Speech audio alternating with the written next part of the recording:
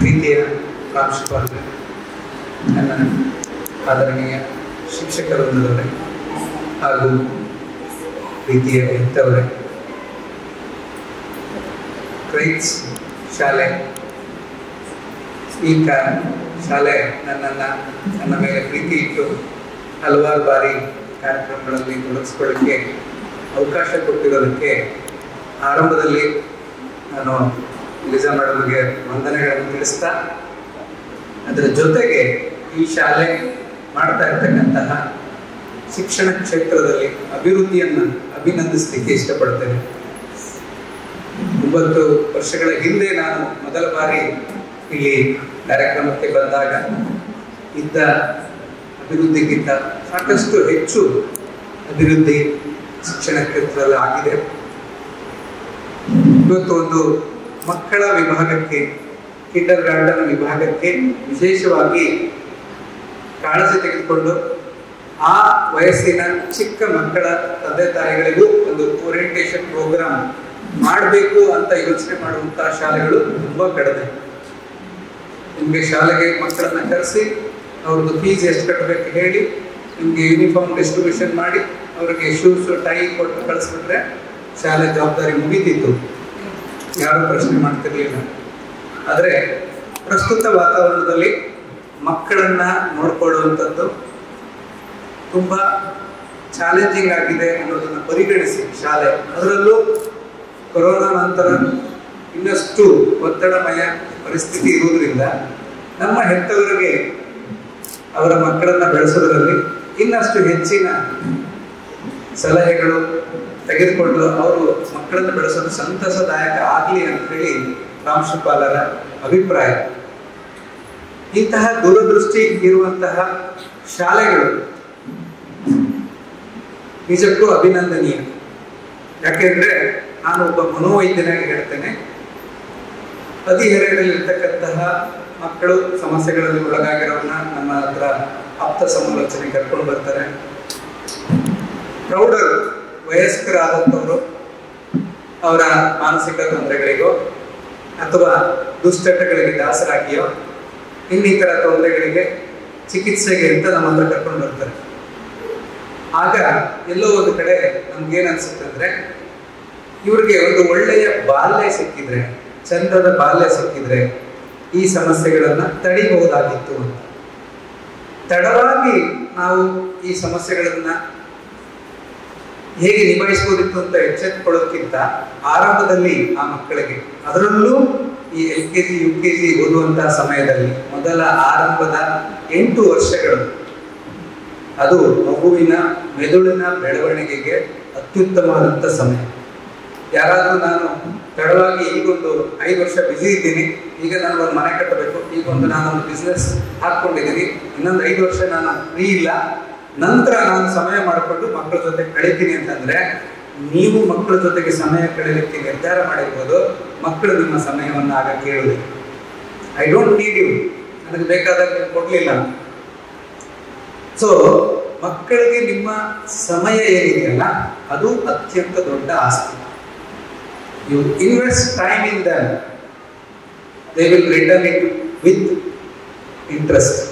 ನಿಮಗೆ ಅಸಲು ಬಡ್ಡಿ ಜೊತೆಗೆ ನಿಮಗೆ ಸಮಯವನ್ನು ಹಿಂತಿರುಗಿಸ್ತಾರೆ. ಮಕ್ಕಳನ್ನ ಒಂದು ಆಸ್ತಿಯನ್ನಾಗಿ ಮಾಡಿ ಮಕ್ಕಳಿಗಾಗಿ ಆಸ್ತಿ ಮಾಡೋದ್ರಲ್ಲಿ ಬ್ಯುಸಿ ಆಗಬೇಡಿ ಅಂತ ಹಲವಾರು ಜನರದ ಮಾತು ನೀವು ಕೇಳಿರ್ತೀರ. ಅದರ ಅರ್ಥ ಏನು? ನಿಜವಾಗ್ಲೂ ನಮ್ಗೆ ಗೊತ್ತಾಗೋದಿಲ್ಲ ಅದರ ಅರ್ಥ ಏನಂತ. ಮಕ್ಕಳನ್ನೇ ಒಂದು ಆಸ್ತಿ ಮಾಡಿ ಅಂತ. ಈ ಸಣ್ಣ ಎಳೆಯ ಮಿದುಳು ಇದೆಯಲ್ವಾ, ಇದು ಒಂದು ಸ್ಪಾಂಜ್ ಇದ್ದಾಗಿ, ಸ್ಪಾಂಜ್ ನೋಡಿ, ನೀವು ಅರ್ಧ ಗ್ಲಾಸ್ ನೀರು ಹಾಕಿ, 1 ಗ್ಲಾಸ್ ನೀರು ಹಾಕಿ, 1 ಚೊಂಬು ನೀರು ಹಾಕಿ, ಎಷ್ಟು ನೀರು ಹಾಕಿದ್ರೆ ಅದು ಹೀರ್ಕೊಳ್ತಾನೆ ಇರ್ತದಲ್ವಾ.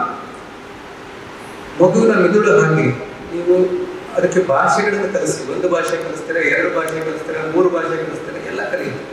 ಡ್ರಾಯಿಂಗ್ ಕಲಿಸಿ, ಚೆಸ್ ಕಲಿಸಿ, ಸ್ಪೋರ್ಟ್ಸ್ ಕಲಿಸಿ, ಈಜು ಕಲಿಸಿ, ನೃತ್ಯ ಕಲಿಸಿ, ಎಲ್ಲದನ್ನು ಕಲಿಯುತ್ತದೆ. ಕಲಿಸುವ ತಾಳ್ಮೆ, ಆಸಕ್ತಿ ನಮಗಿರ್ಬೇಕಷ್ಟೆ. ಆರಂಭದಲ್ಲಿ ಬಾಲ್ಯದಲ್ಲಿ ಬರದಿದ್ದ ಆಸಕ್ತಿಗಳು ಮತ್ತೆ ತಡವಾಗಿ ಬರಲಿಕ್ಕೆ ಕಷ್ಟ ಆಗ್ತದೆ. ಅಥವಾ ಆರಂಭದಲ್ಲಿದ್ದ ಆಸಕ್ತಿಗೆ ನಾವು ನೀರೆರೆದು ಪೋಷಿಸ್ತಿದ್ರೆ ಅದರ ಮೇಲೆ ಅವರಿಗೆ ಬೇಸರ ಕೂಡ ಉಳ್ಕೊಳ್ಳುತ್ತೆ. ಕೊನೆಯವರೆಗೂ ನಾನು ಡ್ರಾಯಿಂಗ್ ಕ್ಲಾಸಿಗೆ ಹೋಗ್ತೀನಂದ್ರೆ ನಮ್ಮಮ್ಮ ಕಳಿಸ್ತಾನೆ ಇರಲಿಲ್ಲ, ನಾನು ಚೆಸ್ ಕ್ಲಾಸಿಗೆ ಹೋಗ್ತೀನಂದ್ರೆ ಅವ್ರು ಕಳಿಸ್ಲೇ ಇಲ್ಲ. ಆ ಬೇಸರ ಕೊನೆಯವರೆಗೂ ಉಳ್ಕೊಳ್ಳುತ್ತೆ. ಸೊ ಆರಂಭದ 8 ವರ್ಷಗಳು ಮೆದುಳಿನ ಬೆಳವಣಿಗೆ, ಅಂದ್ರೆ ನಮ್ಮ ಮೆದುಳಿನ ಎಕ್ಸ್ಟ್ರಾ ಬೆಳವಣಿಗೆ ಆಗ್ಲಿಕ್ಕೆ ಆಗುದಿಲ್ಲ, ಒಂದು ಸರಿ ಬೆಳೆದ್ಮೇಲೆ ಪರ್ಮನೆಂಟ್. ಆದ್ರೆ ಮೆದುಳಿನ ನರಕೋಶಗಳು ಒಂದಕ್ಕೊಂದು ಕನೆಕ್ಷನ್ ಬೆಳೀತಾ ಇರ್ತದೆ.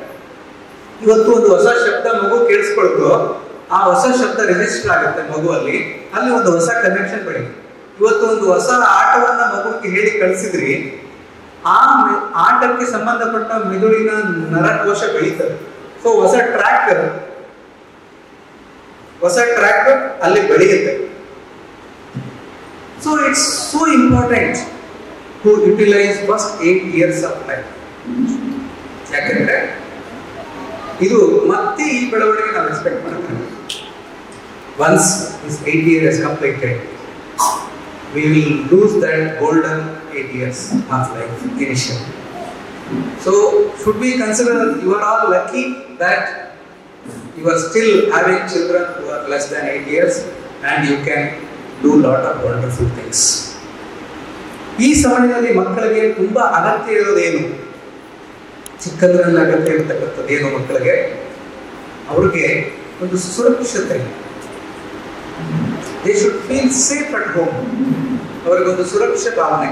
ನನ್ನ ಅಪ್ಪ ಅಮ್ಮ ನನ್ನ ಜೊತೆಗಿದ್ರೆ ನಾನು ಸುರಕ್ಷಾ, ಐ ಆಮ್ ಸೇಫ್. ಆ ಸುರಕ್ಷತೆ ಭಾವನೆ ಮಕ್ಕಳಿಗೆ ನಾವು ಕೊಡಬೇಕು ಈ ಬಾಲ್ಯದಲ್ಲಿ. ಆ ಬೇಸಿಕ್ ಟ್ರಸ್ಟ್, ಒಂದು ನಂಬಿಕೆ, ನನಗೇನು ಕೆಟ್ಟದಾಗುವುದಿಲ್ಲ, ನನ್ನ ಸುತ್ತಮುತ್ತ ಒಳ್ಳೆ ವ್ಯಕ್ತಿಗಳಿದ್ದಾರೆ, ನನಗೆ ಒಳ್ಳೆಯದನ್ನೇ ಮಾಡುವ ವ್ಯಕ್ತಿಗಳಿದ್ದಾರೆ, ನನಗೆ ಸರಿ ದಾರಿಯನ್ನು ತೋರಿಸುವಂತ ವ್ಯಕ್ತಿಗಳಿದ್ದಾರೆ ಅಂತ ಹೇಳಿ ಸಂಬಂಧಗಳಲ್ಲಿ ನಂಬಿಕೆಯನ್ನ ಬೆಳೆಸಿಕೊಳ್ಳುವಂತ ವಯಸ್ಸಿದೆ.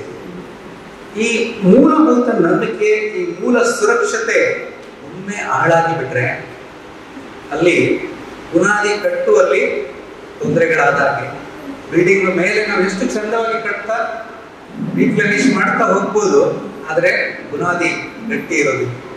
ಯಾವಾಗ ಈ ಮೂಲ ಸುರಕ್ಷತೆ, basic trust and basic security is last, the child throughout life he will be anxious, he will not trust people, he will fear to face people, he will be a people pleaser. ಯಾಕೆಂದ್ರೆ ಭಯ. ಆ ಸುರಕ್ಷತೆ ಭಾವನೆ ಇದ್ದಿದ್ರೆ ಏನಾಗ್ತಿತ್ತು, ನನ್ಗೇನಾದ್ರು ತೊಂದರೆ ಆಯ್ತು, ನನ್ನ ಅಪ್ಪ ಅಮ್ಮ ನನ್ನ ಜೊತೆಗಿದ್ದಾರೆ. ಆದ್ರೆ ಒಂದು ವೇಳೆ ಮನೆಯಲ್ಲಿ ಅಪ್ಪ ಅಮ್ಮನೇ ಜಗಳ ಮಾಡ್ಕೊಳ್ತಾರೆ, ಅವರೇ ಒಬ್ರಿಗೊಬ್ರು ಹೊಡೆದುಕೊಳ್ತಾರೆ, ಅವರೇ ಕೆಟ್ಟ ಶಬ್ದಗಳನ್ನು ಮಾತಾಡ್ತಾರೆ, ಒಬ್ರ ಬಗ್ಗೆ ಒಬ್ರಿಗೆ ಗೌರವ ಇಲ್ಲ, ದುಶ್ಚಟಗಳಿಗೆ ದಾಸರಾಗಿದ್ದಾರೆ, ಕುಡಿದು ಮನೆಗೆ ಬಂದು ಗಲಾಟೆ ಮಾಡ್ತಾರೆ, ಅಥವಾ ಮಗುವಿಗೆ ಹುಷಾರಿಲ್ಲ, ಅವತ್ತು ನೋಡ್ಕೊಳ್ಳಿಕ್ಕೆ ಯಾರು ಜೊತೆಗಿಲ್ಲ, ಮಗುವನ್ನು ಯಾರ್ದೋ ಮನೆಯಲ್ಲಿ ಬಿಟ್ಟಿದ್ದಾರೆ, ಮಗುವನ್ನ ಸುಮಾರು ಗಂಟೆಗಳವರೆಗೂ ಯಾರು ಹಸಿವ ಇದೆಯೋ, ಊಟ ಬೇಕೋ, ನೀರು ಬೇಕೋ ಯಾರು ಕೇಳುವುದಿಲ್ಲ, ಮನೆಯಲ್ಲಿ ಅನಿಶ್ಚಿತತೆ ತುಂಬಿದೆ, ಅನ್ಸರ್ಟನಿಟಿ. ಯಾವತ್ತು ಏನಾಗ್ತದೆ ನಮ್ಮ ಮನೆಯಲ್ಲಿ ಗೊತ್ತಿಲ್ಲ. I was talking to a youngster who was telling like my childhood was full of uncertainty. I don't know when my parents will love. I don't know when they will quarrel. I don't know when they will hug me and kiss me. I expect today they are in good mood and they might immediately get wild at me. Someday I am in pain. I expect them to support me. Same day they might scold and hit me. So it was full of uncertainty. ನಮ್ಮ ಮಕ್ಕಳಿಗೆ ಬಾಲ್ಯದಲ್ಲಿ ಬೇಕಾಗುವುದು ಒಂದು ನಿಶ್ಚಿತತೆ, ನಮ್ಮ ವರ್ತನೆಗಳಲ್ಲಿ ಒಂದು ನಿಶ್ಚಿತತೆ ಬೇಕು. ಈಗ ಶಾಲೆಯಲ್ಲಿ ಒಂದು ನಿರ್ಧರಿತ ಪೀರಿಯಡ್ಸ್ ಇದೆ ಅವ್ರಿಗಲ್ವಾ, 9 ಗಂಟೆಗೆ ಬರಬೇಕು, 4 ಗಂಟೆಗೆ ಹೋಗ್ಬೇಕು, ಅದರ ಮಧ್ಯದಲ್ಲಿ ಇಷ್ಟು ಪೀರಿಯಡ್ಸ್ ಇರುತ್ತೆ, ಆಟದ ಟೈಮಿಗೆ ಇಷ್ಟು ಸಮಯ ಕೊಡ್ತಾರೆ, ಊಟಕ್ಕೆ ಇಷ್ಟು ಸಮಯ ಕೊಡ್ತಾರೆ. ಇಮ್ಯಾಜಿನ್, ಪ್ರತಿದಿನ ಒಂದೊಂದು ರೂಟೀನ್ ಮಾಡಿಬಿಡ್ತಾರೆ ಅವರಿಗೆ ಶಾಲೆಯಲ್ಲಿ. ಸಡನ್ ಆಗಿ ಬೆಳಗ್ಗೆ ಬಂದ ತಕ್ಷಣ ಎಕ್ಸಾಮ್ ಇಡ್ತಾರೆ, ಸಡನ್ ಆಗಿ ಒಂದು ಆಟಕ್ಕೆ ಕರೆಸ್ಬಿಡ್ತಾರೆ. ಇವತ್ತು ಆಟ ಇದೆ ಅಂತ ಅಂದ್ಕೊಂಡು ಖುಷಿಯಿಂದ ಬಂದಿದ್ದಾರೆ, ಇವತ್ತು ಆಟ ಇಲ್ಲ ಅಂತ ಹೇಳ್ಬಿಡ್ತಾರೆ. ಈ ನಿಶ್ಚಿತತೆ ಇಲ್ಲದಿದ್ರೆ ನಾವು ಒಂದು ಜಗಳ ಆಡಲ್ಲ. ಏನು ನೀವು ಒಂದು ಟೈಮ್ ಟೇಬಲ್ ಇಟ್ಕೊಳಕ್ಕಾಗಲ್ಲ ನಿಮ್ಗೆ? ನಮ್ಮ ಮಕ್ಕಳಿಗೆ ದಿನಕ್ಕೊಂದು ಹೇಳ್ತೀರಾ ನೀವು ಅಂತೇಳಿ ನಾವು ಮೇಡಮ್ ಹತ್ರ ಜಗಳ ಮಾಡೋದಿಲ್ಲ. ಆದ್ರೆ ನಮ್ಮ ಮನೆಯಲ್ಲಿ ಆ ನಿಶ್ಚಿತತೆ ಇಲ್ಲ. ನಮ್ಮ ಮಾನಸಿಕ ಏರುಪೇರುಗಳು, ನಾವೆಲ್ಲ ಮನುಷ್ಯರು, ನಮ್ಮ ಭಾವನೆಗಳ ಏರುಪೇರುಗಳು ಇದ್ದೇ ಇರುತ್ತೆ. ಆದರೆ ಚಿಕ್ಕ ಮಕ್ಕಳ ಜೊತೆಗೆ ನಾವು ವರ್ತಿಸುವಾಗ, ವ್ಯವಹರಿಸುವಾಗ ಸಾಧ್ಯವಾದಷ್ಟು ನಮ್ಮ ಭಾವನೆಗಳ ಮೇಲೆ ಹಿಡಿತವನ್ನು, ನನ್ನ ಮಗು ನನ್ನ ಜೊತೆಗಿದೆ, ನನ್ನ ಬೇಸರ, ನನ್ನ ದುಃಖ, ನನ್ನ ಸಿಟ್ಟು, ನನ್ನ ಹತಾಶೆ, ನನ್ನ ಫ್ರಸ್ಟ್ರೇಷನ್, ಇವುಗಳನ್ನ ನಾನು ನಿಭಾಯಿಸಿಕೊಂಡು ವರ್ತಿಸ್ಬೇಕು ಆ ಮಗುವಿನ ಹತ್ರ. ಎಷ್ಟೋ ತಾಯಂದರು ಅಥವಾ ತಂದೆಯವರು ಬೇಸರದಲ್ಲಿ, ದುಃಖದಲ್ಲಿ ಹೇಳ್ಕೊಳ್ತಾರೆ, ನಾನು ತುಂಬಾ ಸಿಟ್ಟು ಮಾಡ್ಕೊಳ್ತೇನೆ ಸರ್, ಎಲ್ಲ ನನ್ನ ಮಗುವಿನ ಮೇಲೆ ಸಿಟ್ಟು ತೋರಿಸ್ಬಿಡ್ತೇನೆ, ನನ್ನ ಮಗು ಆ ಟೈಮಲ್ಲಿ ನನ್ನ ಹತ್ರ ಬಂದ್ರೆ ಅವನಿಗೆ ಹೊಡೆದು ಬಿಡ್ತೇನೆ, ಆಮೇಲೆ ನನಗೆ ಬೇಸರ ಆಗ್ತದೆ, ನಾನು ಸುಮ್ಮನೆ ಮಗುವಿಗೆ ಹೊಡೆದ್ನಲ್ಲ. ಆ ಅಪರಾಧಿ ಭಾವನೆ ನಿಮ್ಗೆ ಬೇಡ. ಇದು ಆಗ್ಬಾರ್ದು ಅಂದ್ರೆ ನಿಮ್ಗೆ ಒಂದು ರುಟೀನ್ ಮಾಡ್ಕೊಳ್ಳಿ. ಉದಾಹರಣೆ, ಬೆಳಗ್ಗೆ ಮಗುವನ್ನ ಶಾಲೆಗೆ ತಯಾರು ಮಾಡಿ ಕಳಿಸೋವರೆಗೂ ನಾನು ನನ್ನ ಉಳಿದ ಬೇಸರಗಳನ್ನ ಅಥವಾ ಉಳಿದ ಭಯಗಳನ್ನ ನಾನು ವ್ಯಕ್ತಪಡಿಸುವುದಿಲ್ಲ. ಮಗು ಒಂದು ರೆಡಿಯಾಗಿ ಶಾಲೆಗೆ ಹೋಗುವವರೆಗೂ, ಮಗುವಿಗೆ ರೆಡಿ ಮಾಡಿ ತಿಂಡಿ ತಿನ್ನಿಸಿ ಶಾಲೆಯ ಬಸ್ ಹತ್ಸೋವರೆಗೂ ನನ್ನ ಭಾವನೆಗಳನ್ನು ತೋರಿಸ್ಕೊಳ್ಳಲಿಕ್ಕೆ ಹೋಗುದಿಲ್ಲ. ಗಂಡನ ಮೇಲೆ ಜಗಳ ಇರಲಿ, ಹೆಂಡತಿ ಮೇಲೆ ಬೇಸರ ಇರಲಿ, ಅತ್ತೆ ಜೊತೆಗೆ ವಿರಸ ಇರಲಿ, ಏನೇ ಬೇಸರ ಇದ್ರು ಮಗು ಒಂದು ಶಾಲೆಗೆ ಹೋಗುವವರೆಗೂ. ಯಾಕಂದ್ರೆ ಸಣ್ಣ ಮಗು, ಅದು ಬೆಳಗ್ಗೆ 8:30-9ಕ್ಕೆ ಮನೆ ಬಿಟ್ರೆ ಮತ್ತೆ ಒಂದು 3 ಗಂಟೆವರೆಗೂ ಅಪ್ಪ ಅಮ್ಮನ ಮುಖ ನೋಡುದಿಲ್ಲ. ಅದಕ್ಕೆ ಭಯ ಇರ್ತದೆ, ಅಪ್ಪ ಅಮ್ಮ ಎಲ್ಲಿದ್ದಾರೆ, ಎಲ್ಲಿ ಹೋಗ್ಬಿಟ್ರು, ನನಗಿನ್ನೂ ನೋಡ್ಲಿಕ್ಕೆ ಸಿಗುದಿಲ್ಲ ಅಲ್ಲ ಅಂತ. ಹೋಗುವಾಗ ಅಮ್ಮನ ಮುಖದಲ್ಲಿ ಭಯ ಇತ್ತು, ಹೋಗುವಾಗ ಅಪ್ಪ ಸಿಟ್ಟಾಗಿದ್ರು, ಹೋಗುವಾಗ ಅಮ್ಮ ಜಗಳ ಆಡ್ತಾ ಇದ್ರು ಮನೆಯಲ್ಲಿ, ಹೋಗುವಾಗ ಅಪ್ಪ ಅಮ್ಮ ಜೋರಾಗಿ ಒಬ್ರಿಗೊಬ್ರು ಹೊಡ್ಕೊಳ್ತಾ ಇದ್ರು ಅಂದಾಗ ಆ ಇಡೀ ದಿನ ಮಗು ಶಾಲೆಯಲ್ಲಿ ಕಲ್ತ್ಕೊಳ್ಳೋದಿಲ್ಲ, ಏನು ಕಲಿಯುವುದಿಲ್ಲ. ಅದರ ಮನಸ್ಸಲ್ಲೇನೋ ನಾನು ಮನೆಗೆ ಬೇಗ ಹೋಗಿ ನನ್ನ ಅಮ್ಮನ ಮುಖ ನೋಡ್ಬೇಕು, ಏನಾಗಿ ಬಿಡ್ತಾ ಏನೋ, ಇವರಿಬ್ರು ಹೊಡೆದಾಡ್ಕೊಂಡು ಏನೋ ಪೆಟ್ಟು ಮಾಡ್ಕೊಳ್ತಾರೆ. ಒಂದು ಬೆಳಗ್ಗಿನ ಸಮಯ. ಎರಡನೇದು ಅವರನ್ನು ರಿಸೀವ್ ಮಾಡ್ಕೊಳ್ತೇನೆ ಮಧ್ಯಾಹ್ನ 3 ಗಂಟೆಗೋ 4 ಗಂಟೆಗೋ ಶಾಲೆಯಿಂದ ಬರುವಾಗ ಸಾಧ್ಯವಾದಷ್ಟು ತಾಳ್ಮೆಯನ್ನ ಕಾಪಾಡಿಕೊಂಡು ಮಗುವಿನ ಬಾಗಿಸ್ಕೊಂಡು ಮಗುವಿಗೆ ಕೆನ್ನೆಗೆ ಮುತ್ತು ಕೊಟ್ಟು, ಹೇಗಿತ್ತು ಇವತ್ತು ದಿನ, ಇದು ಒಂದು ಆನ್ ಬಟನ್ ಮಾಡಿ ಬಿಟ್ರೆ ಸಾಕು, ಒಂದು ಅರ್ಧ ಗಂಟೆ ಮಾತಾಡ್ತಾರೆ. ಶಾಲೆ ಆಗಿದ್ದು, ಮೇಲಿಂದ ಜಂಪ್ ಮಾಡಿದ್ವಿ, ಗಿಡಕ್ಕೆ ನೀರು ಹಾಕಿದ್ವಿ, ಡ್ರಾಯಿಂಗ್ ಮಾಡಿದ್ವಿ, ಅಥವಾ ನಮ್ಮ ಟೀಚರ್ ಹೀಗೆ ಹೇಳಿದ್ರು, ನನಗೆ ಸ್ಟಾರ್ ಕೊಟ್ಟಿದ್ದಾರೆ, ನನ್ನ ಫ್ರೆಂಡ್ ಕೆಳಗೆ ಬಿದ್ದ, ನಾನು ಮೂತ್ರ ಮಾಡುವಾಗ ಕಾಲ ಮೇಲೆ ಮೂತ್ರ ಮಾಡ್ಕೊಂಡು, ಏನೆಲ್ಲ ಹೇಳಲಿಕ್ಕೆ ಇರ್ತದೆ ಅವರಿಗೆ, ಅವ್ರದ್ದು ಕೇಳಿಸ್ಕೊಳ್ತಾ ಹೋಗಿ. Don't miss that stories. Lot of things will be there for them to tell. ಇದರಲ್ಲಿ ಒಂದು, ನನ್ನನ್ನು ಯಾರೋ ಕೇಳಿಸ್ಕೊಳ್ತಿದ್ದಾರೆ ಅನ್ನೋ ಭಾವನೆ ಮಗುವಿಗೆ ಬರ್ತದೆ. ಎರಡನೇದು, ಮಗು ಭಾಷೆ ಕಲಿತದೆ. ಇವತ್ತು ಪ್ರತಿದಿನ ಒಂದಲ್ಲ ಒಂದು ತಂದೆ ತಾಯಿಗಳು ಅವರ ಮಗುನ ಎತ್ಕೊಂಡು ಬರ್ತಾರೆ, ಸರ್ ನನ್ನ ಮಗು ಮಾತಾಡ್ತಾ ಇಲ್ಲ, ನನ್ನ ಮಗು ಜನರ ಜೊತೆಗೆ ಮಾತಾಡಲ್ಲ, ಕಣ್ಣಲ್ಲಿ ಕಣ್ಣಿಟ್ಟು ನೋಡುದಿಲ್ಲ, ಮನೆಗೆ ಯಾರು ಗೆಸ್ಟ್ ಬಂದ್ರೆ ಅವರ ಮುಖ ಕೊಟ್ಟು ಮಾತಾಡೋದಿಲ್ಲ. ಯಾಕೆ ಅಂದ್ರೆ ನಾವು ಮಗು ಹತ್ರ ಮಾತಾಡ್ತಿಲ್ಲ, ಮಗು ಮಾತಾಡುವಾಗ ನಾವು ಕೇಳಿಸ್ಕೊಳ್ತಾ ಇದ್ದೀವಿ. ಸೊ ಶಾಲೆಯಿಂದ ಬಂದ ತಕ್ಷಣ ಆ ಮಗುವಿನ ಹತ್ರ ಮಾತಾಡಿ, ಯಾರೋ ಅಪ್ಪನೋ ಅಮ್ಮನೋ ಅಜ್ಜನೋ ಅಜ್ಜಿನೋ ಯಾರು ಮನೆಯಲ್ಲಿ ಇರ್ತೀರಿ ಅವರು ಅಟೆಂಡ್ ಮಾಡಿ. ಒಂದು ವೇಳೆ ಇವೆರಡೂ ಸಮಯದಲ್ಲಿ ನಿಮಗೆ ಸಮಯ ಕೊಡಕ್ಕಾಗಿಲ್ಲ ಅಂದ್ರೆ ರಾತ್ರಿ ಮಲಗುವ ವೇಳೆಯಲ್ಲಿ ಮಗುವಿನ ಜೊತೆಗೆ ಸಮಯ ಮಾಡ್ತಾರೆ. ನೀನು ಹೋಗಿ ಮಲ್ಕೋ, ನಾನು ಆಮೇಲೆ ಬರ್ತೀನಿ ಅಂತ ಹೇಳಿ ಸಿಟ್ ಮಾಡ್ಕೊಳ್ಳೋದು ಬೇಡ. ಮಗುವಿನ ಆಸೆ ತಂದೆ ಅಥವಾ ತಾಯಿ ಜೊತೆಗೆ ಮಲಗಿ ಅವರ ತಲೆ ಸವರ್ಕೊಂಡು ಅವರ ಹಣೆಗೆ ಮುತ್ಕೊಟ್ಟು ಒಂದು ಕತೆ ಹೇಳಿ ಮಲಗಿಸುತ್ತೆ. ಈ ಕತೆ ಹೇಳುವ ಪ್ರಕ್ರಿಯೆ ಇದೆಯಲ್ವಾ, ಇದು ಎಲ್ಲ ಮಕ್ಕಳಿಗೆ ಸಿಗಬೇಕಾದಂತಹ ಹಕ್ಕು. ಯಾಕೆಂದ್ರೆ ಆ ಕಥೆಗಳಲ್ಲಿ ಅವರ ಸೃಜನಶೀಲತೆ ಬೆಳೀತದೆ, ಇಮ್ಯಾಜಿನೇಷನ್ ಬೆಳೀತದೆ, ಭಾಷೆ ಬೆಳೀತದೆ. ನೀವು ಕತೆ ಹೇಳುವ 3 ಲೈನ್ ಹೇಳುವಾಗ ಅದು ಹಾಗಂದ್ರೆ ಏನು, ಹಂಗಂದ್ರೆ ಏನು, ಈ ಶಬ್ದದ ಅರ್ಥ ಏನು ಅಂತ ಹೇಳಿ ಕೇಳ್ತದೆ. You will get an opportunity to teach them new words when you are telling stories. It's an opportunity to create creativity in children. ನೂರಾರು ಕಥೆಗಳನ್ನು ಕೇಳಿ ಬೆಳೆದ ಮಗು ಅವನು ಒಬ್ಬ ಕಥೆಗಾರ ಆಗ್ಬಿಡ್ತಾನೆ, ಅವನಿಗೂ ಕತೆ ಬರಲಿಕ್ಕೆ ಗೊತ್ತಾಗ್ತದೆ. ಶಾಲೆಯಲ್ಲಿ ಕಾಂಪಿಟೇಷನ್ಸ್ ಅಲ್ಲಿ ಭಾಗವಹಿಸ್ತಾರೆ. So whatever stories you know, mythological stories or forget, I don't know any stories, you can tell your own stories. What happened in the office, what happened in today in bus, what happened on the road. They will listen to you interesting. In fact, they will be waiting for you to narrate the full day stories. ಆದರೆ ಕೆಲವು ಸರಿ ನಾವೇನ್ ಮಾಡ್ಕೊಳ್ತೀವಿ ಅಂದ್ರೆ, ನಾವು ಮಾತಾಡುವಾಗ ಮಕ್ಕಳು ಮಧ್ಯೆ ಬಾಯಿ ಹಾಕ್ಬಾರ್ದು. ಅವ್ರು ಕೇಳ್ತಾರೆ, ಅದೇನಾಯ್ತು ಇದೇನಾಯ್ತು, ನೀನೇನೋ ಹೇಳ್ತಾ ಇದ್ದಿ ಅಪ್ಪನಿಗೆ, ನೀನೇನೋ ಹೇಳ್ತಾ ಇದ್ದಿ ನಮ್ಮ ಅಣ್ಣನಿಗೇನೋ ಹೇಳ್ತಾ ಇದ್ದಿ, ಅದು ನಿಮ್ಗೆ ಗೊತ್ತಾಗಲ್ಲ, ಸುಮ್ಮನಿರು ಅಂತ ಹೇಳಿ ಅವರನ್ನ ಬಾಯಿ ಮುಗಿಸ್ಬಿಡ್ತೇವೆ. ಒಬ್ಬ ಲೇಖಕ ಪುಸ್ತಕದಲ್ಲಿ ಬರ್ಕೊಳ್ತಾನೆ, ನಾನು ಚಿಕ್ಕವನಿದ್ದಾಗ ನನಗೆ ಬುದ್ಧಿ ಬರುವವರೆಗೂ ನನ್ನ ಹೆಸರು ಬಾಯಿ ಮುಚ್ಚು ಅನ್ಕೊಂಡಿದ್ದೆ. ಅಪ್ಪನ ಹತ್ರ ಹೋದ್ರೆ ಬಾಯಿ ಮುಚ್ಚು ಅಂತಾನೆ, ಅಮ್ಮನ ಹತ್ರ ಹೋದ್ರೆ ಬಾಯಿ ಮುಚ್ಚು ಅಂತಾನೆ, ಟೀಚರ್ ಹತ್ರ ಹೋದ್ರೆ ಬಾಯಿ ಮುಚ್ಚು ಅಂತಾರೆ. ನನ್ನ ಹೆಸರು ಬಾಯಿ ಮುಚ್ಚು ಅನ್ಕೊಂಡ್ಬಿಟ್ಟಿದ್ದೆ. ಏನೇ ತಮಾಷೆ ಇರಲಿ, the message is, if child is talking to you, child wanting to talk to you, don't ask him to shut his mouth. If you are busy with some other thing, tell him that I will get back to you. ನೀನು ಈಗ ಏನು ಹೇಳ್ತಾ ಇದೆಯಲ್ಲ, you are telling about your friend, please continue from there, I want to listen to that, but give me 5 minutes, I'll finish this call and come. If I am over a call, if I am over a meeting, if a child comes and disturbs, don't shout that whenever I am in a phone call, you should not disturb. More than this, that is important call. Prioritize. But here you can tell, see, my child wants my attention, she is asking me something, can I get back to you after a minute? That is not so important. Or they can understand. ಈಚೆ pass ಮಾಡಿ ಮಗು ಹೇಳಿ, ಮಗು ಒಂದು phone ಕಾಲಲ್ಲಿ ಇದ್ದೀನಿ, can I come back to you after a minute? The child will listen to you. In fact, child is disturbing you, only thinking that you are giving attention to somebody else, please give me attention also. So, making him that, give me 2 minutes, I'll come back, that is what is required. So that is giving importance. Another gift you can give to your children is sense of belongingness.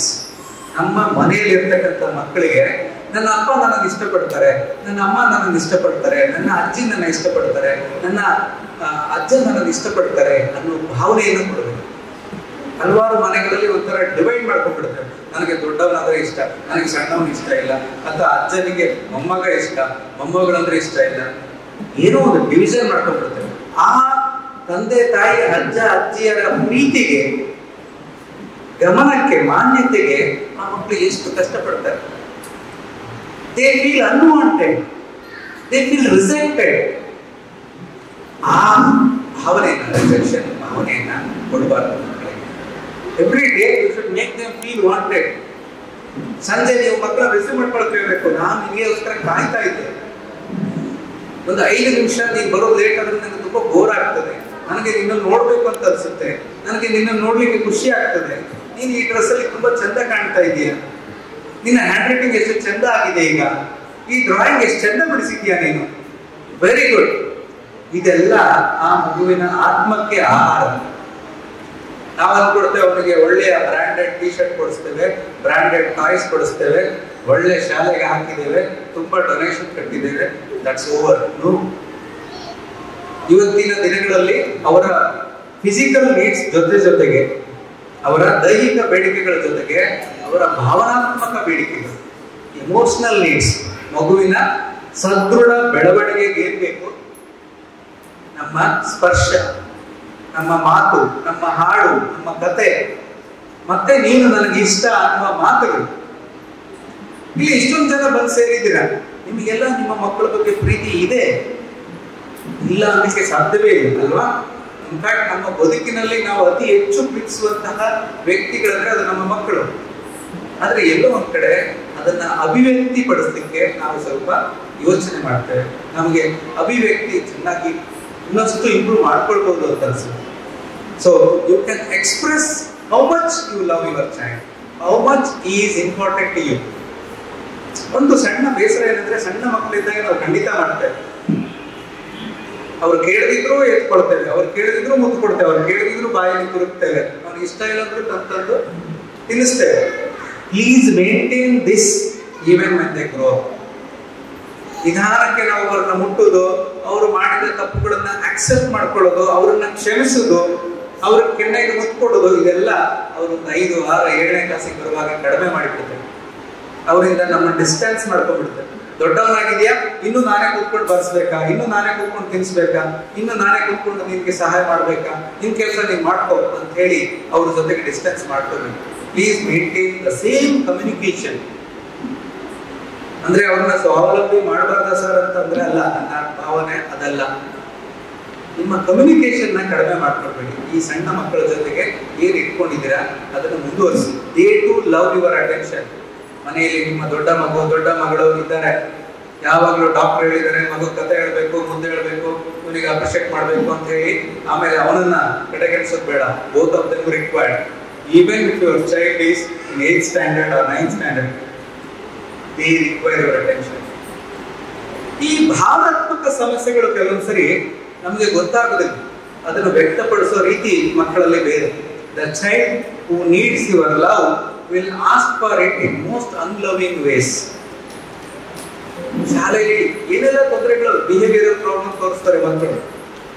ಮನೆಯಲ್ಲೂ ಅಷ್ಟೇ ಹೆದರ್ತಾರೆ, ವಿನಾಕಾರಣ ಹೆದರ್ತಾರೆ, ವಿನಾಕಾರಣ ಹಠ ಮಾಡ್ತಾರೆ, temper tantrums, ಹಾಸಿಗೆಯಲ್ಲಿ ಮೂತ್ರ ಮಾಡ್ಕೊಳ್ತಾರೆ, ಬಾಯಲ್ಲಿ ಬೆರಳು ಹಾಕ್ತಾರೆ, ಉಗುರು ಕಚ್ತಾರೆ, ಮೂತ್ರ ಮಾಡುವ ಜಾಗವನ್ನು ಪದೇ ಪದೇ ಮುಟ್ಕೊಳ್ತಾರೆ, ತಿನ್ನಬಾರದ ವಸ್ತುಗಳನ್ನು ತಿಂತಾರೆ, eating inedible substances, eating mud, eating chalk paste, eating pencil, eating paper, or passing urine in clothes inappropriately, not sleeping adequately, fearful lungs, trivial things, not facing people. We cannot punish them for those behavioral problems. That is actually symbolically they are representing, they have some inner conflict.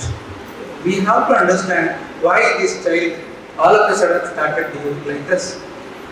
ಅವನು 4 ವರ್ಷದವರೆಗೂ ಮೂತ್ರ ಮಾಡ್ಕೊಳ್ತಿರ್ಲಿಲ್ಲ, ಈಗ ಮತ್ತೆ ಯಾಕೆ ಮೂತ್ರ ಮಾಡ್ಕೊಳ್ತಾ ಇದ್ದಾನೆ? ಅವನು ಮುಂಚೆ ಹೆದರ್ತಾ ಇರಲಿಲ್ಲ ಬಾತ್ರೂಮ್ ಹೋಗ್ಲಿಕ್ಕೆ, ಇತ್ತೀಚೆಗೆ ಯಾಕೆ ಹೆದರ್ತಾ ಇದ್ದಾನೆ? ಸೊ ಅವರ ಭಾವನಾತ್ಮಕ ಸಮಸ್ಯೆಗಳು, ಅವರ ಭಯ, ಅತಿಯಾದ ಭಯ, ಇದು ಎಲ್ಲಿಂದ ಕಲ್ತ್ಕೊಂಡಿರ್ಬೋದು. ಅವನ ಸ್ನೇಹಿತರೇನೋ ಹೇಳಿರ್ಬೋದು, ಅಥವಾ ಮನೆಯಲ್ಲಿ ನಡೆದಿರ್ತಕ್ಕಂಥ ಘಟನೆ ಇರ್ಬೋದು. ಅದರಿಂದ ಅವರಿಗೆ ಹೊಸದಾಗಿ ತೊಂದರೆ ಆಗ್ತದೆ. ಇತ್ತೀಚೆಗೆ ಅವನಿಗೆ ದೊಡ್ಡ ಮಗನಿಗೆ ಬೇಸರ ಆಗ್ತಾ ಇದೆ, ಅಪ್ಪ ಅಮ್ಮ ಚಿಕ್ಕವನನ್ನ ಜಾಸ್ತಿ ಪ್ರೀತಿ ಮಾಡ್ತಾ ಇದ್ದಾರೆ, ನನ್ನನ್ನು ಜಾಸ್ತಿ ಪ್ರೀತಿ ಮಾಡ್ತಾ ಇಲ್ಲ ಅಂತ ಅವನ ಬೇಸರವನ್ನು ಅವನು ಮೂತ್ರ ಮಾಡ್ಕೊಳ್ಳೋದ್ರ ಮೂಲಕ, ಹಠ ಮಾಡೋದ್ರ ಮೂಲಕ, ಸುಳ್ಳು ಹೇಳೋದ್ರ ಮೂಲಕ, ಕಳ್ತನ ಮಾಡೋದ್ರ ಮೂಲಕ ತೋರಿಸ್ಕೊಳ್ತಾ ಇದ್ದಾರೆ. If we don't realize it is a cry for help, we will punish him for his behavioral problems. ಮೂತ್ರ ಮಾಡ್ಕೊಳ್ತೀಯ, ಹಿಂಗ್ ಮಾಡ್ತೀನಿ, ಆ ಬಟ್ಟೆ ಎಲ್ಲ ನೀನೇ ವಾಶ್ ಮಾಡಿ, ಆಗ ನಿನಗೆ ಗೊತ್ತಾಗ್ತದೆ. ಇಷ್ಟು ದೊಡ್ಡವನಾಗಿದೆಯಾ, ಇನ್ನೂ ಮೂತ್ರ ಮಾಡ್ಕೊಳ್ತೀಯ, ನೀನು ನಮ್ಮ ಜೊತೆಗೆ ಬರೋದು ಬೇಡ, ನೀನು ಆಚೆ ರೂಮಲ್ಲಿ ಬಂದು ಎಲ್ಲ ಬೆಡ್ ಎಲ್ಲ ಒದ್ದೆ ಮಾಡ್ತೀಯ. So we try to punish and correct it. Actually it's a cry for help. ನನಗೆ ಯಾಕೆ ಮೂತ್ರ ಮಾಡ್ಕೊಳ್ತೀನಿ ನಂಗೆ ಗೊತ್ತಿಲ್ಲ, ನಾನು ಯಾಕೆ ನಿದ್ದೆಯಲ್ಲಿ ಹಲ್ಕರಿಸ್ತೇನೆ ನಂಗೆ ಗೊತ್ತಿಲ್ಲ, ನಾನು ಯಾಕೆ ನಿದ್ದೆಯಲ್ಲಿ ಮಾತಾಡ್ತೇನೆ ನಂಗೆ ಗೊತ್ತಿಲ್ಲ. Don't punish me for that. So ಕೂತು ಅವನ ಹತ್ರ ಪ್ರೀತಿಯಿಂದ ಕಾಳಜಿಯಿಂದ ನೀವು ಮಾತಾಡಿದ್ರೆ ಅವನು ಈಗ ಅವನ ಸಮಸ್ಯೆ ಹೇಳ್ಕೊಡ್ತಾನೆ. ನನಗೆ ಕ್ಲಾಸಲ್ಲಿ ಯಾರೋ ತೊಂದರೆ ಮಾಡ್ತಾರೆ, ನನಗೆ ಹೋಗುವಾಗ ಆಟೋದಲ್ಲಿ ಯಾರೋ ತೊಂದರೆ ಮಾಡ್ತಾರೆ, ನನಗೆ ಶಾಲೆಯ ಹೊರಗಡೆ ಯಾರೋ ತೊಂದರೆ ಮಾಡ್ತಾರೆ, ಅವರ ಭಾವನೆಗಳನ್ನು ಹೇಳ್ಕೊಳ್ಳಿಕ್ಕೆ ಟ್ರೈ ಮಾಡ್ತಾರೆ. ಅಥವಾ ನೀವು ಇಬ್ರು ಇರುವುದಿಲ್ಲಲ್ಲ, ಆಗ ಮನೆಗೆ ಬರುವ ವ್ಯಕ್ತಿ ನನಗೆ ತೊಂದರೆ ಮಾಡ್ತಾರೆ. They will tell you that we should have patience. We should not jump to conclusions that he is a bad man.